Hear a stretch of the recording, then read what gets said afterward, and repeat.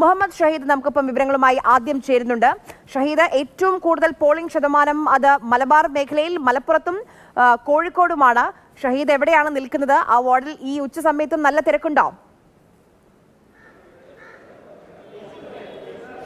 ആര്യ, തീർച്ചയായും സൂചിപ്പിച്ചതുപോലെ തന്നെ വടക്കൻ കേരളത്തെ അപേക്ഷിച്ച് തെക്കൻ ജില്ലകളിൽ രണ്ടാം ഘട്ടത്തിൽ ഇപ്പോൾ പോളിംഗ് ശതമാനം വർദ്ധിക്കുമെന്നാണ് നമുക്ക് പ്രാഥമികമായി മനസ്സിലാക്കാൻ സാധിക്കുന്നത്. രാവിലെ മുതൽ തന്നെ വലിയ ക്യൂ, നീണ്ട നിര നമുക്ക് കാണാൻ സാധിച്ചിരുന്നു. ഇപ്പോൾ ഉച്ച സമയമാണ്, അതുകൊണ്ട് തന്നെയാണ് ഈ വലിയ ക്യൂ കാണാൻ കഴിയാത്തത്. വെയിലുമൊക്കെ അതുകൊണ്ട് തന്നെ ആളുകൾ രാവിലെ കൂടുതൽ ആളുകൾ വോട്ട് ചെയ്ത് വന്ന് മടങ്ങിയിരിക്കുകയാണ്. ഇനി ഉച്ച തിരിഞ്ഞ് കൂടുതൽ ആളുകൾ എത്തുകയും ചെയ്യും. നമ്മൾ സൂചിപ്പിച്ചതുപോലെ 45% കടന്നു കഴിഞ്ഞു പല ജില്ലകളിലും. ഏകദേശം അന്തിമ കണക്കിപ്പോൾ ഉച്ചവരെയുള്ള കണക്ക് വരുമ്പോൾ 50% അടുത്ത് വരും. അതായത് ഉച്ചയാകുമ്പോഴേക്ക് തന്നെ 50% കടന്നിരിക്കുന്നു എന്നുള്ളതാണ്. ഇത് വലിയ പോളിംഗ് ശതമാനത്തിലേക്ക് പോകും. ഒരുപക്ഷെ ആ ഉച്ചയ്ക്ക് ശേഷം വലിയ പോളിംഗ് ഒക്കെ വരികയാണെങ്കിൽ വലിയ പോളിംഗ് ശതമാനത്തിലേക്ക് പോകാനുള്ള സാധ്യത നമുക്ക് മുന്നിൽ കാണുന്നുണ്ട്. അപ്പോഴാണ് ഏറ്റവും ഒടുവിൽ ഏറ്റവും തെരഞ്ഞെടുപ്പ് ദിവസത്തെ ഏറ്റവും സജീവ ചർച്ചാ വിഷയമാക്കി രാഹുൽ മാങ്കൂട്ടം വിഷയം ഉയർത്തിക്കൊണ്ടുവരുന്ന രീതിയിൽ മുഖ്യമന്ത്രിയുടെ തന്നെ പരാമർശമുണ്ടാകുന്നു.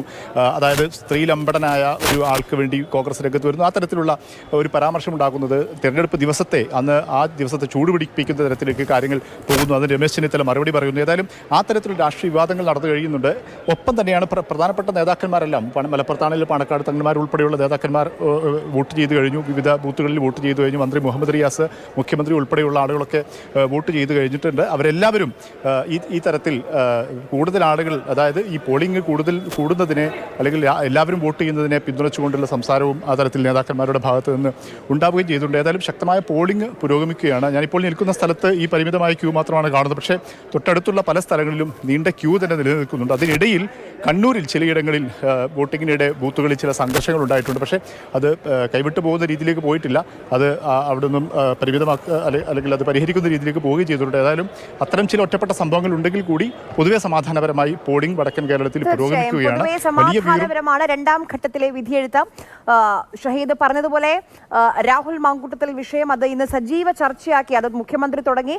അത് കഴിഞ്ഞ് കോൺഗ്രസിലെ ഭിന്നത തുറന്നു കാണിച്ച KPCC അധ്യക്ഷന്റെയും VD സതീഷിന്റെയും പ്രതികരണങ്ങൾ നമ്മൾ കണ്ടതാണ്. അപ്പോൾ ഈ ദിവസവും ഈ തദ്ദേശ തെരഞ്ഞെടുപ്പിന്റെ രണ്ടാം ഘട്ടത്തിലും രാഹുൽ മാങ്കൂട്ടത്തിൽ തന്നെയാണ് സജീവ ചർച്ചാ വിഷയമായി നിൽക്കുന്നത്.